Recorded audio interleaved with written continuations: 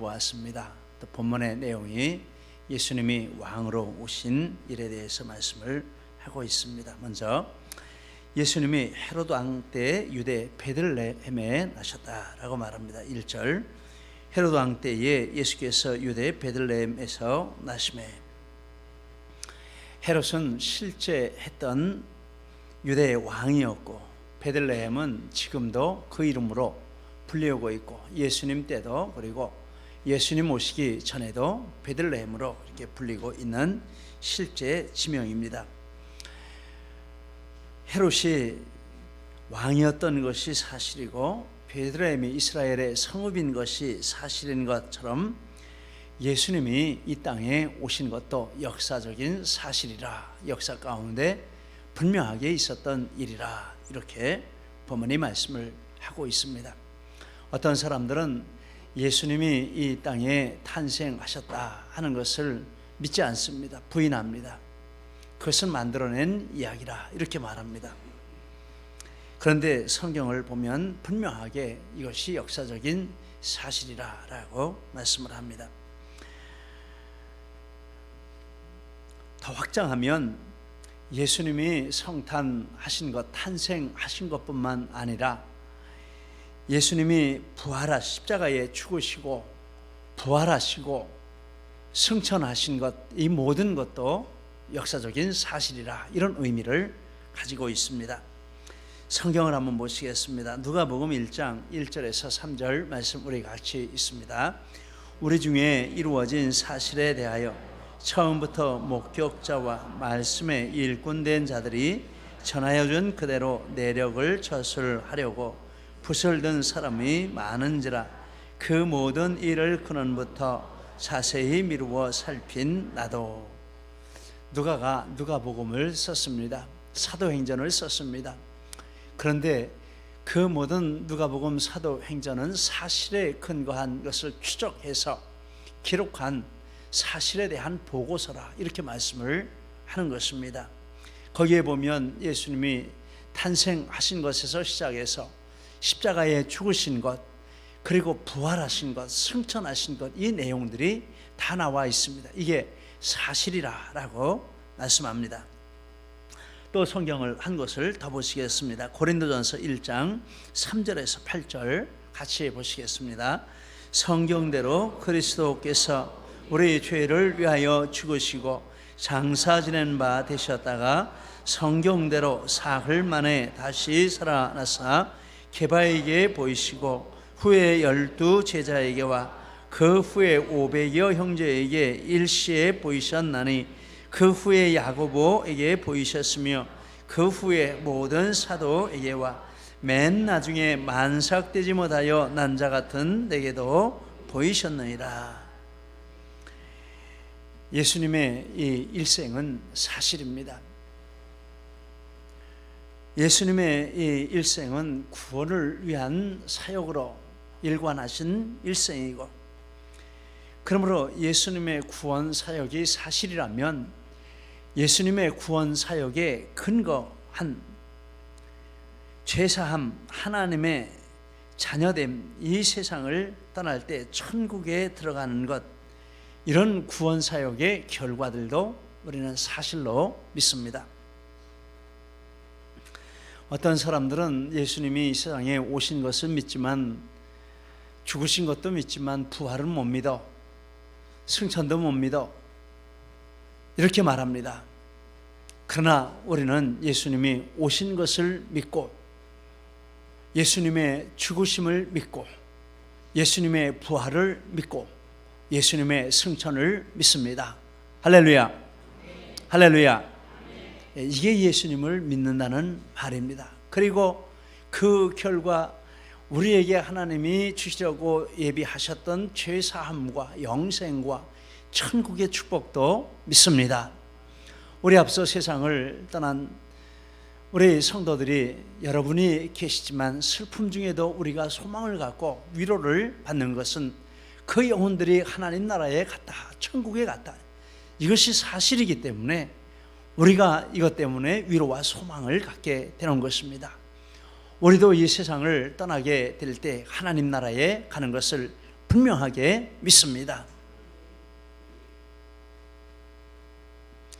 우리는 이와 같은 모든 것들을 분명하게 체험을 했고 또 체험하고 있고 앞으로 체험을 하게 될 것입니다. 그런데 이런 내용들은 이것이 정상적으로 역사가 이루어지고 흘러갔다면 다 우리 가운데 이루어질 그런 내용들입니다. 참된 역사는 이 죄사함과 구원과 영생과 천국으로 이어지는 이것이 참된 역사입니다. 이 땅에서 일어나는 것은 죄악된 역사입니다.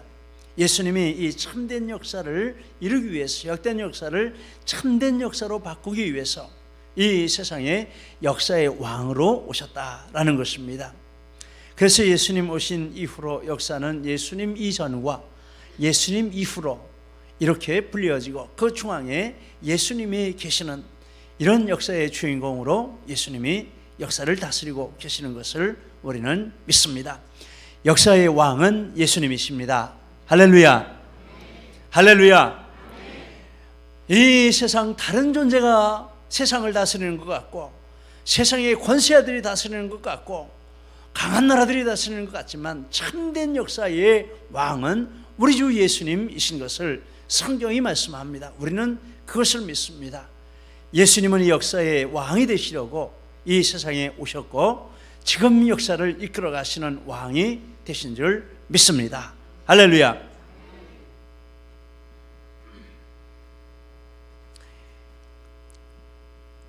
헤롯 시대에 예수님이 오셨는데 그때 동방의 박사들이 예수님을 찾아와서 경배했습니다. 동방의 박사들이 예루살렘에 왔습니다. 1절 하반절 동방으로부터 박사들이 예루살렘에 이르러 이 박사라 하는 말은 천문학자라는 뜻입니다. 천문학자니까 연구하고 공부하고 또 가르치고 많이 바쁜 사람들이었을 것 같습니다. 동방은 해 뜨는 곳, 달 뜨는 곳, 별 뜨는 곳 원래 이런 의미로 동방이라는 말을 썼는데 그런데 그것이 동쪽에서 뜨기 때문에 동방이라 이렇게 했고 이스라엘에서 동방이라 불리우는 지역은 이란이나 이라크나 이런 먼 거리에 있는 지역을 가리키는 것입니다. 오기도 힘들고 상황도 어려운데 그 사람들이 이렇게 예루살렘에 왔습니다. 왜 그 어려운 중에 왔습니까? 유대인의 왕으로 나신 이를 찾아왔다라고 말합니다. 2절 유대인의 왕으로 나신 이가 어디 계시냐? 그러면 유대인의 왕이라고 하면 정치적인 왕, 지금 유대의 왕으로 되어 있는 그 왕을 찾으러 왔다 이런 뜻은 아닐 것입니다. 유대인의 왕은 구약 성경에서는 오실 메시아를 가리키는 그런 뜻으로 불리는 말입니다. 사무엘하 7장 16절에 보면 내 집과 내 나라가 내 앞에서 영원히 보존되고 내 왕위가 영원히 견고하리라 이렇게 말씀을 해주셨습니다. 다윗 왕가에 대해서 그 왕위가 영원할 것이라 말씀하셨는데 이것은 메시아 예언입니다. 그래서 유대인들은 메시아가 오실 때 유대인의 왕으로 다윗 왕가의 혈통으로 유대인 중에서 오신다 이런 믿음을 가지고 있었기 때문에 유대인의 왕이라 이렇게 부르는 것입니다. 신약 성경에서는 예수 그리스도를 가리켜서 유대인의 왕이라고 부릅니다. 마태복음 27장 11절 같이 보십니다. 총독이 물어 이르되 내가 유대인의 왕이냐? 예수께서 대답하시되 내 말이 옳도다. 유대인의 왕이냐고 묻고 내가 그렇다라고 대답을 하십니다. 또 42절도 보십니다. 저가 이스라엘의 왕이로다. 지금 십자가에서 내려올지라. 그러면 우리가 믿겠노라. 예수님이 메시아라, 구원자라, 영생을 주시는 분이라 이렇게 말씀하시고 십자가를 지셨는데 그 앞에 와서 유대인들이 하는 말이 유대인의 왕이니까 한번 내려와 봐라. 즉 메시아니까 내려와 봐라 이런 말입니다.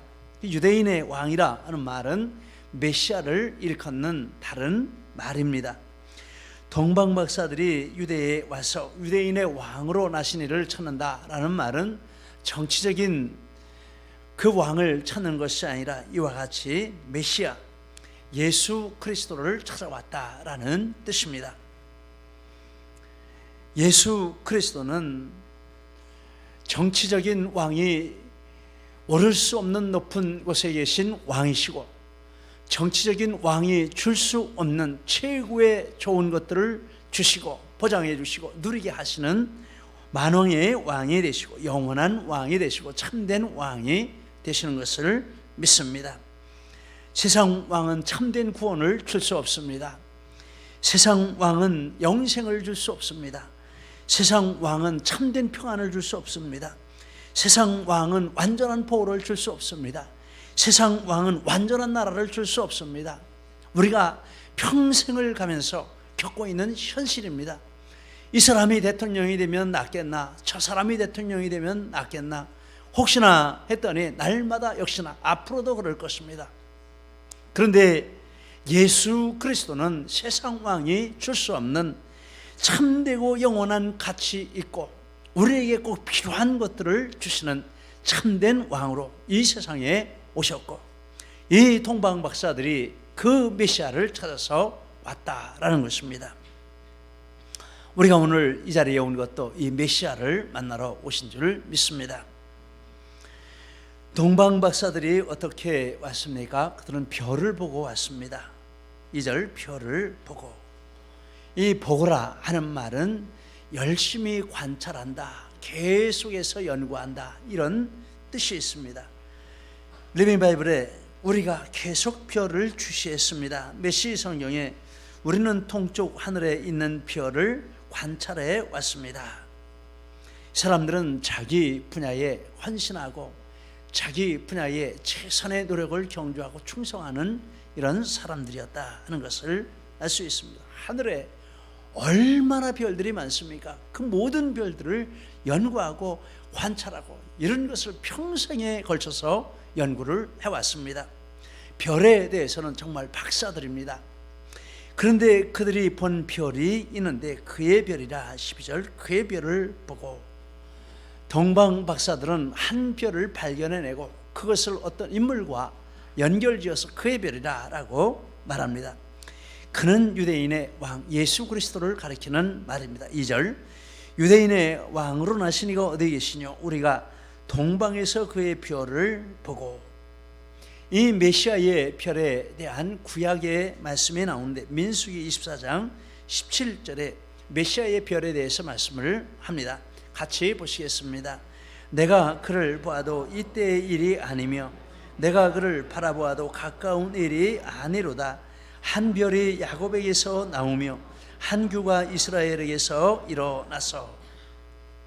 메시아가 오실 때 별과 같이 오신다.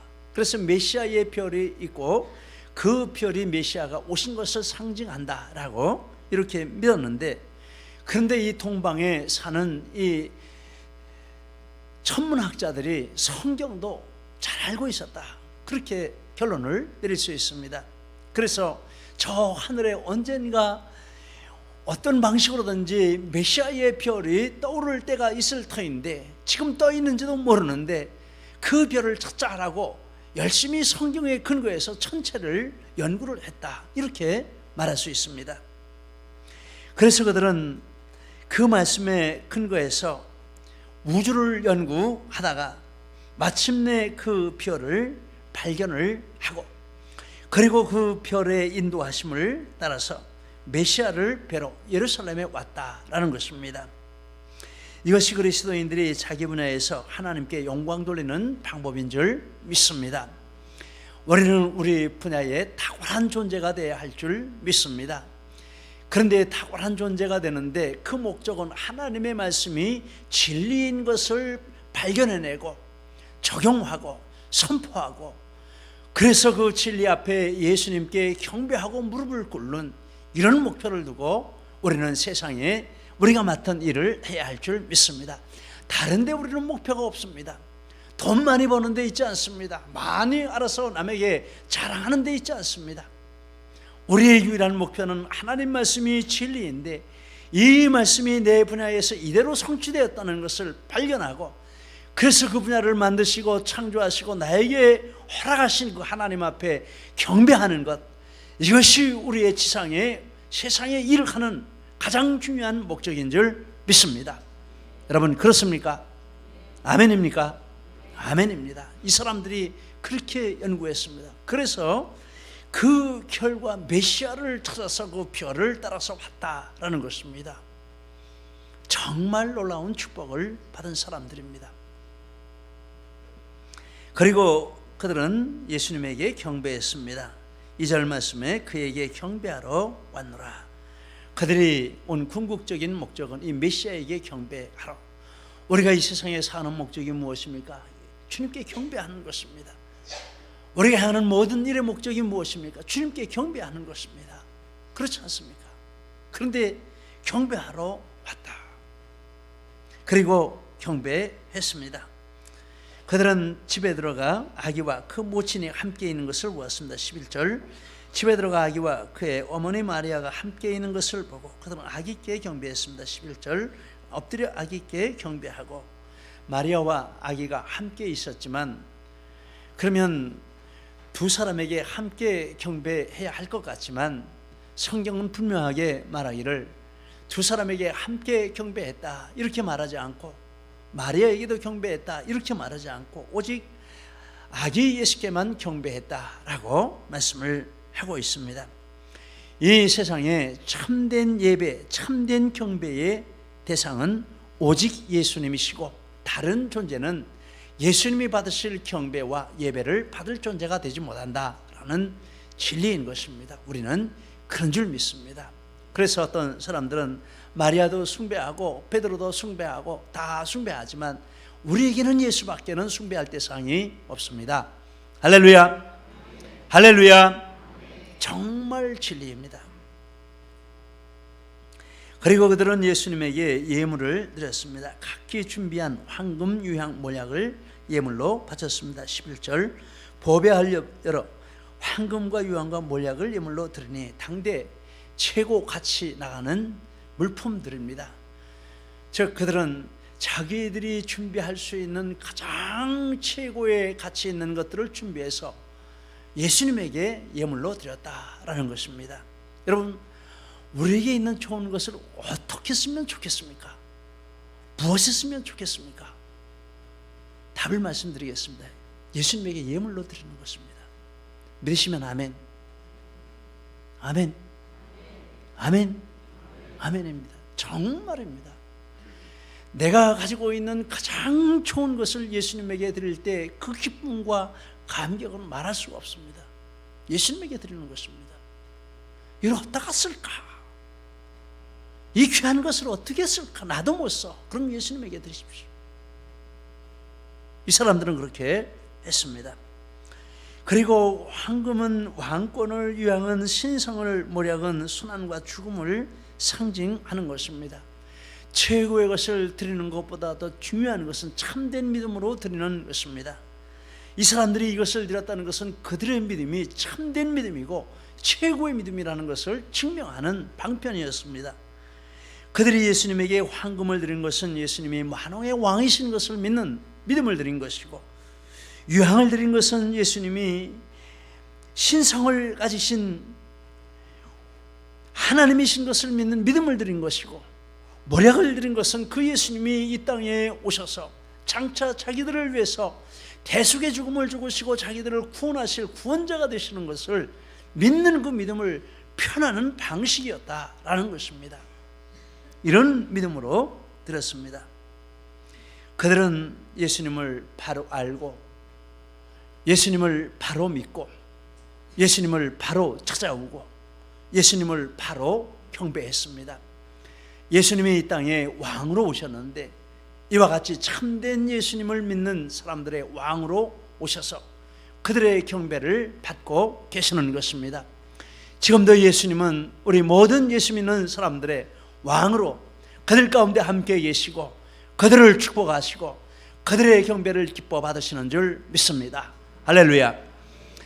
우리가 하나님 앞에 나올 때 이와 같이 예수님 앞에 우리의 왕 되신 영원한 왕이시고 참된 왕이시고 유일한 왕이신 예수님 앞에 내 모든 존재를 다해서 경배하고 예배합니다. 이런 마음과 자세를 가지시고 동방 박사들이 예수님 앞에 가 경배한 것처럼 이와 같은 경배를 드리는 우리 모두가 되시기를 축복합니다.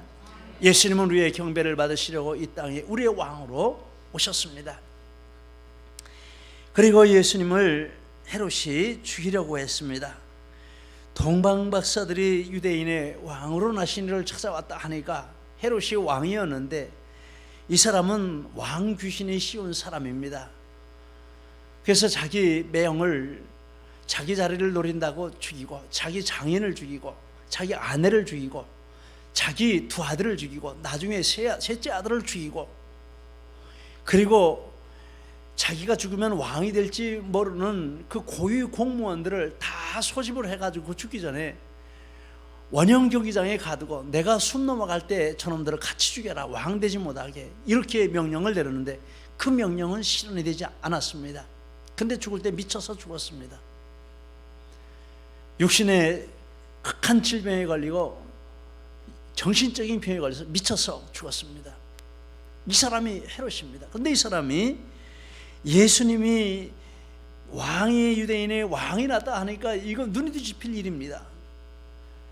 그래서 소동을 했습니다. 헤롯은 대제사장들과 서기관들에게 그리스도가 날 곳을 물었습니다. 4절에서 6절. 그래서 베들레헴이라 하는 그 지역을 분명하게 알게 되었습니다. 그리고 동방 박사들을 베들레헴으로 보내서 아기 난 곳을 찾거든 자세히 알아보고 자기에게 보고하라. 자기도 가서 경배하겠다. 이렇게 했습니다. 7절에서 8절 말씀입니다. 그런데 그 7절, 8절 말씀 메시지 성경에 보면 이렇게 말했습니다. 같이 한번 보시겠습니다. 7절, 8절 메시지 성경 같이 있습니다. 헤롯은 동방 박사들을 비밀리에 불렀습니다. 자신을 그들과 똑같이 경건한 성도인 채 했습니다. 그는 그들로부터 메시아별이 나타난 정확한 때를 확인했습니다. 그리고 그들에게 베들레헴에 관한 성경 예언을 말해 주었습니다. 그리고 가셔서 반드시 그 아이를 찾아야 합니다. 그리고 찾으면 즉시 내게 연락을 주어서 나도 즉시 여러분과 함께 아기께 경배하도록 해야 합니다 라고 말했습니다. 그러니 동방 박사들이 볼 때 헤롯은 정말 복음의 수호자, 자기들보다도 탁월한 이 메시아를 기다리고 믿는 사람이라 이렇게 생각할 수밖에 없는 사람입니다. 근데 동방 박사들에게 알아본 그때부터, 그때를 기준으로 해서 2살 이하의 아이들을, 메시아를 죽이기 위해서 베들레헴 인근의 아이들을 다 죽였다. 그 영적인 지식을 그렇게 악한 목적으로 사용을 한 것이 뒤에 나오고 있습니다. 그런데 아무리 기다려도 동방 박사들이 오지를 않는 것입니다. 그래서 기다리다 지쳐서 알아보니 동방 박사들이 다른 길로 고국에 돌아갔다, 이런 말을 들었습니다. 12절에 보니까 그들은 꿈에 헤롯에게 돌아가지 말라 지시하심을 받아 다른 길로 고국에 돌아가니라. 그리고 헤롯이 기다리는 동안에 요셉이 예수님을 모시고 애굽으로 피난을 갔습니다. 완전히 헤롯의 계획이 실패로 돌아가고 말았습니다. 어떻게 이런 일이 일어났습니까? 하나님께서 헤롯보다 더 탁월한 왕이시고, 예수님이 헤롯보다 더 탁월한 왕이시고, 헤롯 뒤에는 사탄이 있는데 예수님이 사탄보다 더 탁월한 왕이시고, 어떤 대적보다도 더 능하시고 더 아시고 더 완전하신 분이 예수 그리스도이시기 때문에 그 대적을 정복하시고 대적조차도 다스리시는 분이 예수님이시기 때문에 이런 일이 일어났다라는 것입니다. 예수님은 대적조차도 다스리시는 왕으로 이 세상에 오셨습니다. 할렐루야. 이런 일이 있었습니다. 목요일 저녁 때 저희 막내 딸에게서 연락이 왔습니다. 문자가 왔습니다. 엄마에게, 엄마, 나 기쁨이 친한 언니가 문화상품권 사달라고 해서 나한테 부탁해서 10만 원은 수고비로 쓰라 하고 110만 원 보내왔는데 바쁘대. 갑자기 내 핸드폰이 고장나서 맡겼는데 오늘 된다고 하더니 부품이 안 와서 내일이나 된다고 하네. 간신히 컴퓨터로 문자만 보내니까 부탁해 연락 안 돼. 그러면서 이 문화상품권으로만 사야 된다고 10만 원권 이미지가 있는 상품권을 이렇게 그림을 사진을 보내왔습니다.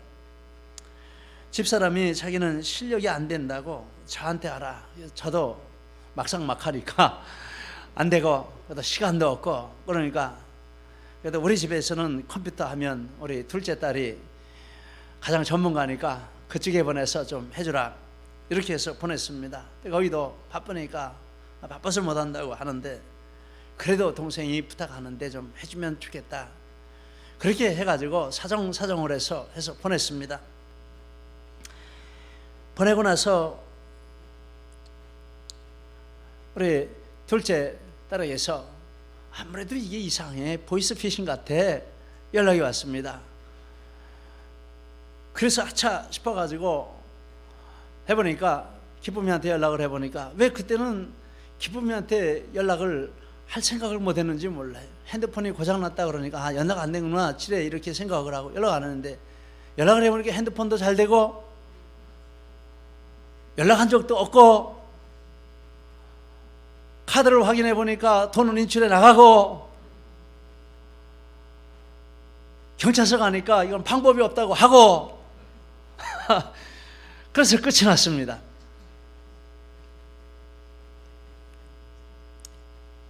우리 사람이 충격을 받았습니다. 제가 불쌍한 사람에게 약간 좀 큰 기부했다 이렇게 생각하고 잊어버려. 그렇지만 카드 대금이 몽땅 사라졌으니 아내가 마음이 상할 것 같고 그래서 아이들도 엄마 좀 보살펴드리라고 자꾸 문자가 오고. 그런데 토요일 새벽 기도 때 감사 헌금 봉투가 하나 올라왔습니다. 보니까 모든 상황 가운데서 감사로 하나님께 제사드리게 하심 감사합니다 이렇게 적혀 있고 이름을 보니까 낯익은 이름이 이종순.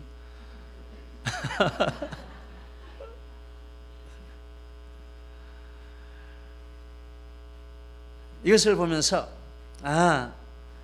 하나님께서 그 마음을 어루만져 주시고 위로해 주셨구나. 그러면 하나님 감사합니다 이렇게 기도를 했습니다. 사탄이 성탄절을 앞두고 우리 가정을 공격한 것 같아요. 그래서 돈 잃고 마음 상하고 가족관계 깨뜨리고 하나님 원망하고 메리 크리스마스가 아니라 완전히 화나는 크리스마스로 만들게 하려고 그렇게 한 것 같아요. 그렇게 시험 들게 하려고 했지만 그러나 우리는 오히려 서로 한마음이 되어 위로하고 또 하나님께 감사하고 감사 헌금까지 바치게 되었으니 완전히 사탄에게 수포로 돌아가고 사탄은 이렇게 하면 마음 상하고 가족 간에 불화하고 또 하나님 앞에도 감사하지 못할 것이다 아마 그래서 이렇게 한 것 같습니다. 그러나 그것이 우리를 해칠 수 없습니다. 우리 믿음 가운데 그럼에도 불구하고 감사하는 능력이 있다는 것을 사탄이 모르는 것이죠. 모든 상황 가운데 주를 찬양할지라 내 마음이 확정되어 싸우니 그것까지 거 아무것도 아닙니다. 우리가 만나는 모든 문제가 있지만 예수님이 그 모든 문제보다 모든 영적 대적들이 있지만 그 모든 영적 대적보다 더 강하고 더 능하신 분이시기 때문에 그분을 의지하면 그런 환경 가운데서도 우리는 사단을 이기고 예수님의 능력으로 승리하고 큰 역사를 이루고 가는 이런 은혜가 우리에게 있는 것을 경험을 하게 됩니다. 예수님을 대적하는 어떤 존재도 예수님을 이길 수 없습니다. 예수님은 헤롯조차도 다스리고 사단까지도 다스리시는 대적을 다스리시는 왕이십니다. 예수님은 역사의 왕으로 이 세상에 오셨습니다. 할렐루야. 예수님은 성도들의 왕으로 이 세상에 오셨습니다. 할렐루야. 예수님은 심지어 대적을 다스리는 왕으로 이 세상에 오셔서 우리와 함께 계시고 우리를 이와 같이 승리하는 삶을 살도록 이끌어 가시고 축복해 주시는 줄 믿습니다. 이렇게 왕으로 이 세상에 오신 우리 주님께 존귀와 영광을 올려드립니다. 이런 축복이 우리 모두에게 충만하시기를 예수님 이름으로 축복합니다. 기도하시겠습니다. 우리의 말씀 붙들고 함께 기도하시겠습니다. 내게 주신 말씀이 있으시면 그 말씀 붙들고 기도하십니다. 할렐루야. 하나님 아버지 감사드립니다. 오늘 이와 같이 예수님은 만왕의